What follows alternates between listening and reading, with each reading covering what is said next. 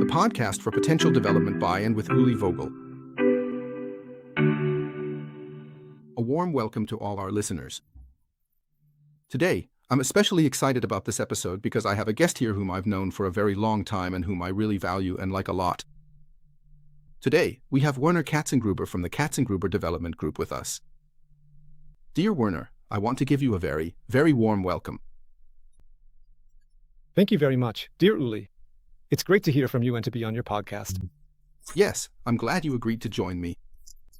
And for everyone listening in now, the reason we've known each other for so long is because we worked together. I had the opportunity to start working at your company. That was almost 20 years ago now. I learned an incredible amount there. But we've always kept in touch, sometimes more, sometimes less. And we're involved in similar topics. That's also what brought us together back then. You have your own specialization, and I went in the direction of profiling values, so more into diagnostics, although of course I've stayed true to consulting. And you've done a ton of things, especially in recent years. But my team told me I shouldn't spend so much time on the bio when we're on the go here. I'm supposed to dive right into the topics. That's what people want. Yeah, so that people can quickly take away from the experts, from my guests, what really sets them apart. And that's why today's main topic is mental health. You've published a book on that, and you're not just always the one who's scientifically grounded. You don't just do these things, but above all, you connect them with practical experience. That's exactly why, yes, science, psychology, and neurobiology in this case, but also linked with management and leadership. Because of that, let's dive right in, Werner. And I just want to know, what was the main reason you decided to write this book? To be honest, it was a snap decision. So, it actually wasn't planned at all. Originally, I had a different book with the publisher. And I already had the cover, and it was already in the catalog. And somehow I said, now is the right time for a different book. Why? Because during the COVID period, I had an incredible amount to do with people who were suffering from mental health issues. And in fact, I work a lot in the corporate context, very, very much with executives, and also a lot with the C-level. And what I experienced there really shocked me. And also, so to speak, the lack of understanding on the other side about what was actually happening. And I thought to myself, okay, this topic of mental health, resilient organizations, it needs to come out now. And then it happened. And then you dove right in, as always.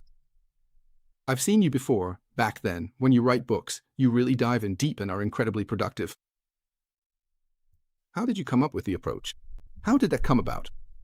Because I really think it's great to actually bring in both natural sciences and psychology, but then also, the practical side and leadership are exactly the transmission belt in a company, the crucial link that ensures what is decided at the top actually makes its way down to the teams below, and vice versa, gets communicated back up from the bottom. So, what kind of setup did you have? What did you come up with? How did you approach it?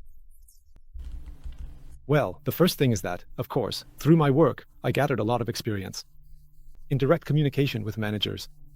That was one part. The other thing was that I then realized that knowledge about psychological matters, about psychology in general, but also about the whole topic of overload, is actually well received by the managers themselves. In other words, they really do feel it themselves, but they neither have an understanding of how this affects their employees, nor do they have the right tools or knowledge to counteract it. And that was really the starting point for me, where I then went into a lot of companies with questionnaires, read a lot of literature, and spoke with many people who work in research. And then, in the end, I saw a very alarming figure. I saw the number of absences due to pulmonary diseases, so lung diseases caused by COVID, the sick days, in other words, the days missed. Then I looked at how many sick days were due to mental health issues. The interesting thing was, both numbers were equally high. Unbelievable. And maybe what's interesting is that, well, COVID isn't actually over. You know, I'll say it a bit bluntly, the biggest hype, so to speak.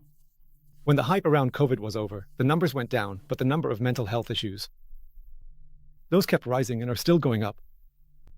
Yeah, the last statistic I saw on that, from 2010 to the early 2020s, shows an increase of around 150%, I think, when it comes to sick days and so on. So, it's really wild. And it seems like it still hasn't really sunk in at the management level that if you ignore this, you're basically shooting yourself in the foot. Or how would you describe it? Well, as is typical in management or leadership, there are certain cycles. Everything tends to run in medium-term cycles. And now, because of the whole COVID phase and the fact that so many people were off work due to mental health issues, sometimes for quite a long time, there was a short period where the focus was really on that. And now things have shifted again, in the sense that, at least here in Germany, we're in a recession and the economy isn't doing well. There's a bit of a gloomy mood. And now everyone is focusing on the topic again. Cost cutting. So, it's kind of like, you know this, Uli, you've been in the business long enough. People just react to the situation. There's no long-term thinking. It's always very reactive. And now we're dealing with the issue of cost savings, which in turn leads to more people burning out, being overloaded, because, of course, fewer people have to do more work. So, the ones who are left behind end up being pushed even harder than before. And there's a bigger focus on it now. We also see this with profiling values. With us, you can also measure your current stage of life very precisely and see what's going on inside. But I think that a lot of managers still know far too little about this, and that so-called psychoeducation just isn't advanced enough yet. So, what's the bottom line? If you think about it, you've basically seen this damage report, but how did you go about it then? I read your book with interest, but what essentials or findings can we share with our listeners? And, of course, as the solution-oriented person I've always known you to be, how do you approach it? Well, it's basically like in medicine or psychology. It starts with the anamnesis, meaning I have to determine which toxic factors are present in such a culture. And if, so to speak, I assess the toxicology of a company, or sometimes it might just be a single department. Once I've identified that, then I ask, okay, what's missing? So, how do I actually set a healing process in motion now? That has a lot to do with psychological safety. It has a lot to do with that, with a new understanding of leadership. It also has a lot to do with being approachable, especially in tough times. And I think that's how it is. I'll put it this way, from this mix, if I have a good analysis, it's similar to what you do with profiling values. Then I can also say, okay, which measures will actually make things better? So that means we actually need two perspectives. One is to really look at it analytically and see what is needed here. Tailor-made, basically. And the other thing is this general awareness. And you mentioned cycles that are also connected to this. But I mean, of course, over the course of these cycles, if we're just talking about economic cycles, other cycles also develop. Naturally, leadership is thought about differently today than it was in the 90s, for example. Now, if we take a much closer look at this specific sense of awareness in direct relation to overall mental health, would you be able to kindly share your personal impressions with us? Or perhaps even provide some detailed empirical evidence that you have observed? Well, I can only provide empirical evidence to a certain extent, because of course we regularly do internal benchmarks, with leadership meetings, workshops, and so on. But I'd say, the general understanding of leadership. From, let's say, this so-called strong leader who is not very approachable, who makes very last resort decisions, and who is extremely numbers-driven. I think those days are over, and that's similar to, this brings me to the topic of values. They're not static either, they're alive and keep evolving. And what seems right to us today can always change through new experiences and new insights. We're currently living in a time of major change. And in this context, values are shaped not just individually, but also culturally and over time. They will change, and with that, our whole understanding of leadership will also shift. And the whole topic of artificial intelligence, and so on. I believe that good leadership today is very, very closely tied to values because it's simply an interplay of personal experience, social influences, and also the pursuit of a good life. I think that's a central point, especially for leaders, and it's also something that should extend to employees as well. Yeah, but I also think that we have a really wide spectrum in the business world. I mean, every now and then I have a mid-sized company or a business that reaches out. And when you walk in, you think, this can't be real. Am I somehow 100 years in the past? Elsewhere, you really do find that, yeah. A leadership culture focused on people, where you think, yeah, things can really thrive here, things can flourish. And the thought that always comes to mind for me is that, fundamentally, we are already on a path towards understanding leadership in a more human and individual way. There are probably already a few things that have a positive impact on that. If we take, for example, the power dynamics between employers and employees. If we look at the 90s and compare that to now, that of course also encourages, I'd say, the care factor that an employer might have towards an employee. But it's also moving in the direction, in my opinion, that it's actually being recognized that it's not the system, as you just said, numbers, data, facts that drive things. And people aren't just cogs in the system. Instead, we need to look at a proper platform where strengths and potential can really be addressed and developed. Absolutely, absolutely. The point is, we're social beings. By nature, we're born to cooperate. It's only through cooperation, through the division of labor, that we've gotten to where we are today, with our economy, innovation, and technology. But I think right now we're really looking through a microscope and trying to see all these tiny little individual parts. And I do see the risk that we might lose sight of the bigger picture. And I think that a bit more humanity and leadership, this very simple principle of only expecting from others what I would expect from myself, and, to put it simply, speaking from the heart, actually communicating that way sometimes, and even just asking someone how they're doing. Those are really old values, but they're values we all know and that support us as well. That's why I believe we're already seeing a bit of a shift there. And I think that shift can definitely be strengthened through knowledge. Yes, that's true. To actually make it more public, if I can put it that way. But in the end, the systems will always put pressure on people. And pressure is what, as a layperson, I'm not a specialist in mental health at all, I always associate with it. When pressure builds up, I think that's not good. For a person's mental well-being, or in our case, in the workplace, for employees, and also for leaders. How is that? Is it only pressure that weighs on people? And then do we have an impairment of mental health? Or is it something else as well? And if we take it a step further, what is it actually that creates the pressure? There's actually a really simple formula, which is to find the right employees for the right tasks. So, if you look at it, I know people who sometimes work 18 hours a day. There are some artists among them, for example. I haven't seen any of them feel any kind of pressure. So, in other words, if I work in an environment today that inspires me, and that also matches my abilities and my inclinations, then I probably won't feel pressure as quickly as I would if I were in a work environment today, where I basically have to adapt myself a lot, which might even go somewhat against my own values, against my own abilities or talents. And we know from neurobiology today that the part of our brain that tells us what we're actually made for, that is, what our abilities and talents are, only fully develops around the age of 30. So, it's only fully developed by about age 30. So, that means, well, between 27 and 30, I know where I want to go. Now, when I think about my own youth, I was lucky. I knew it relatively early on. Coincidence, luck, intuition, whatever it was. But most people, even most of our listeners, will probably have realized around their 30th birthday, at some point, okay, I need to get out of the experimental phase and start real life. Now you're comforting me, Werner. Honestly, that's exactly how it went for me in my 20s. Oh my goodness, this or that or the other thing. And then I chased after something, maybe stuck with it a bit longer, then tried something else again. But actually, for me, it was even a bit past 30 before I really went through that. Arrived.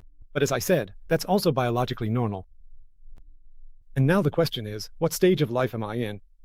And if, of course, at 30, I finished my studies, started with my first employer, kicked off my first career there, then it's possible that I try to climb the career ladder. And then, on the top rung, I realize that the ladder is leaning against the wrong wall. And that's obviously dramatic. Yeah, that's a harsh image. On the other hand, I've also worked as a recruitment consultant for a long time and have been in the working world for years, and I've often seen these kinds of careers where, as they say, the late bloomer finally gets going. Someone in their 20s did this, that, and the other thing, maybe even traveled around the world. And here they're diving, or working in hospitality, or something like that. And at some point, they grow into something. And then, it's often these people who easily surpass others who took the classic route, and they bring a different kind of ambition with them. Although, with the classic types, I sometimes notice that because of their education, their studies, and so on, they sometimes develop a certain sense of entitlement these days, expecting the job market to basically pave the way for them. So, those are the differences here. So, I think this point about being over 30 is a really, really good one. Let's go back to the values you mentioned earlier. Basically, it's moving towards a more human approach, which are old values, and you've pointed that out absolutely correctly. But if we dig a bit deeper, when it comes to leadership, which value should I maybe emphasize a bit more, or can I? What tips can we give leaders so they can lead better in this direction and support the mental health of their people? To promote it to some extent, or at least protect it. So, there was recently, I'm afraid I don't remember exactly how it went. I just read the quote, a speech in the Bundestag that ended with the speaker saying, just be a human being. And I really believe that's at the heart of it, that we need to remind ourselves again of what we actually are as a species. Because ultimately, values are a compass that helps us stay on course. And even when, like now, when the world is in chaos, these values remind us of who we are, or who we want to be. And at their best, values encourage us to grow beyond ourselves and to act for the good of others as well. And I think that's what leaders. I also needed more. A few weeks ago, I spent a week at a Zen monastery. I'm a practicing Buddhist and meditate every day. And funnily enough, that means not talking to anyone there. Yeah, when you're in a monastery like that, you spend a week sitting in silence next to someone who seemed kind of familiar to me. And when the week was over and we were walking to the car together, he suddenly said, I'm so-and-so from such and such, and we know each other. And it turned out he was an executive board member at a company. I Ended up talking with him in the parking lot for 2 hours, and it was exactly about that topic. I mentioned earlier that I would really like to bring all of my managers here, so that they can experience a genuine sense of inner peace and tranquility. And then, so to speak, learn to truly feel themselves again, to reconnect with their own humanity, to find their inner center, and then simply do their jobs with a perfectly clear mind, with absolute clarity, instead of being constantly caught up in all of that overwhelming day-to-day operational chaos. Just yesterday, I actually recorded a brand new episode with a professional consultant colleague of mine who really strongly promotes this idea of deep self-awareness and helps all kinds of people to finally find it, where, by the way, it is specifically written with a hyphen so that it really stands out as a distinct concept. Puts the focus on that and not on the other association or meaning. And Hartmann has also said this quite, in my opinion, a bit provocatively. He assumes that 90% of people in society only live in their roles. So, at the end of the day, they're just being lived. And in the end, it's really our own fault as humans that we've built these systems.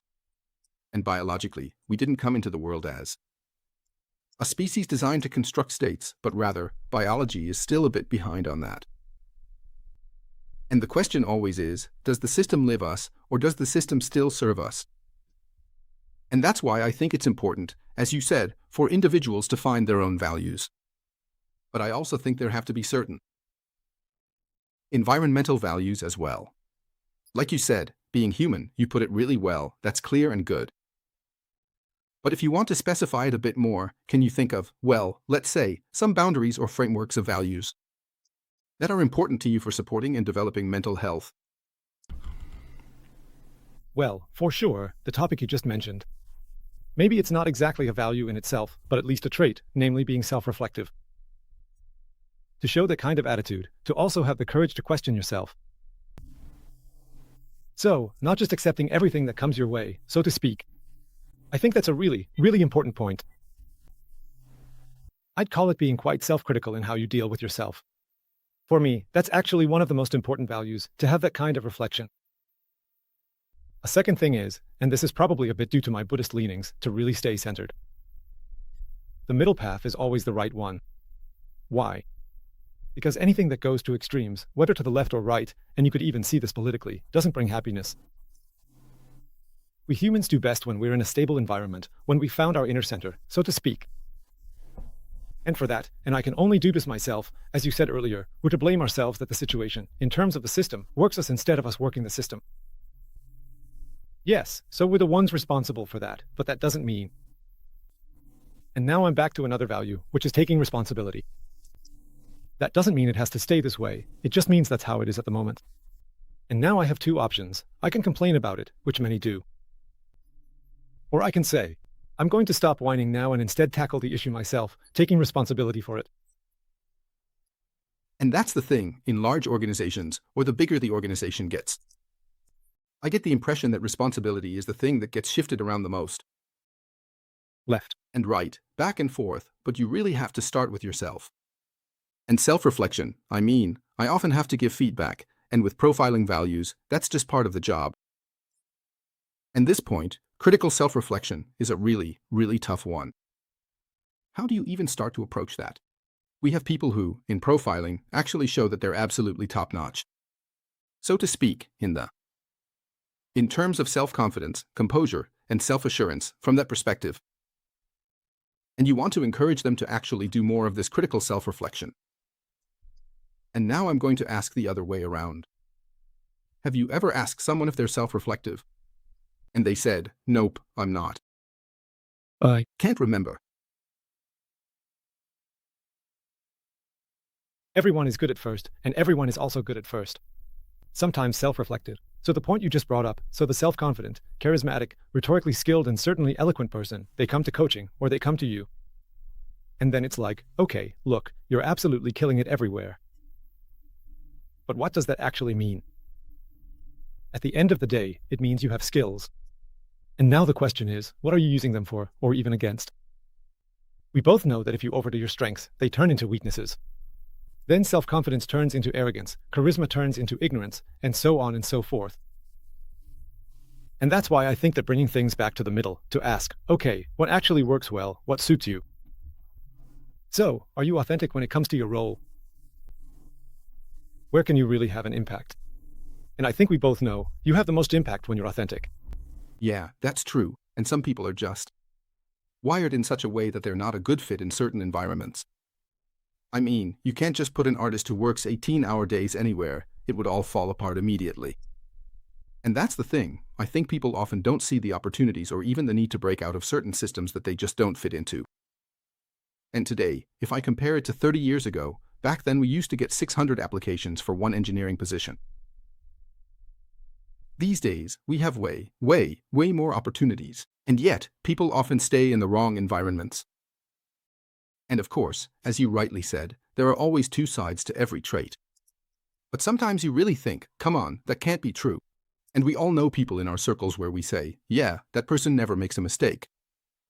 Or no, she's never made a mistake in her life.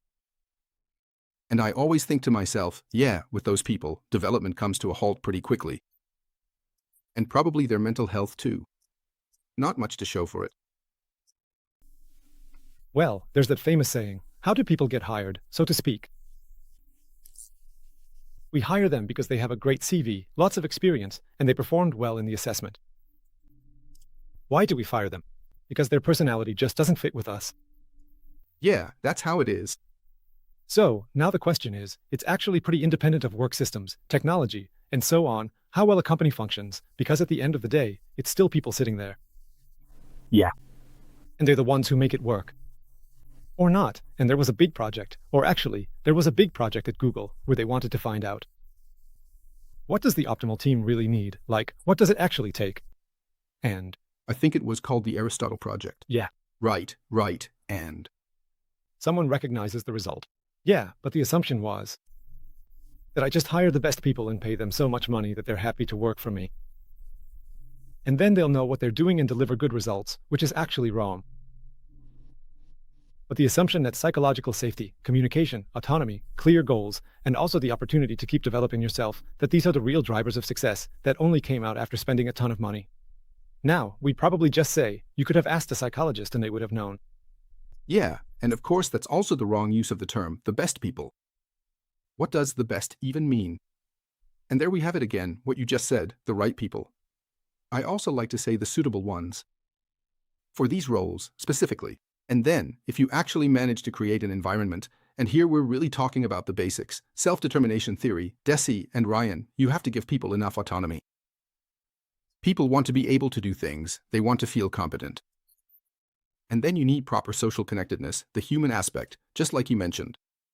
And when you bring those three things together properly, autonomy, competence, and social connectedness, and you have people who fit into your ecosystem, then all you really need to do is nurture it, not do anything drastic. No need for massive transformations. Yeah, for sure. I always kind of compare it to biology, actually. Every plant needs water, air, and soil. And what else does it need? Sunlight. Sunlight, thanks. Seems like you get more sun than I do. But now the question is, what kind of plant do I have? And with companies, I often get the impression that they just give every plant the same amount. That's not smart. If I have an orchid and I say, well, I don't have any water right now, but I've got lots of sun, the orchid probably wouldn't find that very funny. And if I also have a cactus and tell it, well, there's not much sun right now, but at least I'm not watering you properly, it won't like that much either. I always find the gardener analogy really, really great. But when it comes to leadership, I've taken it a step further because just being a gardener isn't enough for me there. Actually, in this case, you have to think about a tree nursery. And here, we have a beautiful cactus nursery, since you just mentioned it, just a few minutes away from us. And there, they really have all sorts of different types and varieties, and so on. And you can see that they're nurtured so they can eventually go somewhere else. Just like a tree nursery worker, by the way, that's a Swiss profession. They make sure that it's raised and then allowed to flourish in the right place. And leaders often forget that their job is actually to prepare and develop people in such a way that they can eventually find their own purpose. Yeah, but now I think we're getting to the core problem that I see in a lot of organizations. Not all, but many. And that brings us back to the topic of responsibility. What exactly is the role of a leader? And what I often see is that leaders don't feel responsible for developing people. They think that's HR's job. HR, on the other hand, isn't really involved in day-to-day operations, so while they can offer a lot of programs, the communication between leaders and HR departments is often, let's say, a bit rough. And that leads to some pretty wild situations. We see it all the time, where a leader goes around HR and hires someone on their own because they think this is the right person. And HR says, but you should have had them go through our assessment process. And then, well, there's just an incredible amount of, let's say, wasted energy, which in the end doesn't actually lead to better decisions. And it also undermines the process within the company. So now it comes back to the topic of responsibility. In my view, a leader should be responsible for developing their own team. That would be a top priority for me. Yeah, and if not, then mental health suffers. And actually, it's easy to explain, even from a labor law perspective. You can look it up if you examine the difference between technical leadership and disciplinary leadership. And if you look at the reports on this, the definition of technical leadership is often what disciplinary supervisors actually do. Namely, making sure that people actually do something, that the numbers add up, and that everything works, and so on.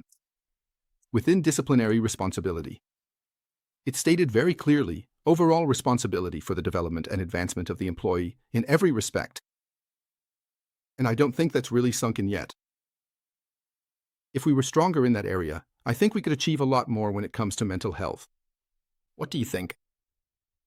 Definitely would. Obviously, we both read a lot of studies. When we take a closer look at the current state of workplace health management, or BGM, there is a very revealing and quite shocking statistic that has come to light. Out of a total of 42,000 different companies that were surveyed about whether they were aware that the topic of mental health is actually a strict legal mandate within workplace health management, it turns out that only 42 of those companies were truly aware of the law and had actually taken the necessary steps to do something meaningful about it. That's unbelievable. The rest is often like this. I'd say it's like this. They're measures to keep people physically fit for work. It's like, as long as they have their heads, they can get up in the morning and come to work. And then all we need are hands and legs. But that hasn't been true for a long time now. But now we have to, man, time is flying. Werner, end on a positive note so we can wrap things up nicely, I think. We're both very, very positive people, and I think we've already achieved a lot. What do you think? How can we steer things in a really good direction when it comes to mental health? I think I'm a bit philosophical about this. I'll quote a saying here, not my own, but I've forgotten who originally said it. It goes, just because things change doesn't mean they'll get better. But things have to change if they're going to get better. And I think we're in a phase right now where we can feel that things are changing. And now we get to think about how things can actually get better. And I think that's already. There's more and more understanding, even just through social media and so on. There's growing awareness of this factor, people's mental health and everything connected to it, like suitability for certain professions, and so on, etc. I think there's more and more understanding, and I just believe, because of the skilled labor shortage, time will force us to become more professional in this area. Great, nothing can top that. Werner, I want to sincerely thank you for your valuable time and for being here today. We really jumped from one topic to another, and I think we had a lively conversation. Thank you so much. My pleasure. Until next time, Theo. Absolutely. Take care. Bye, bye, bye.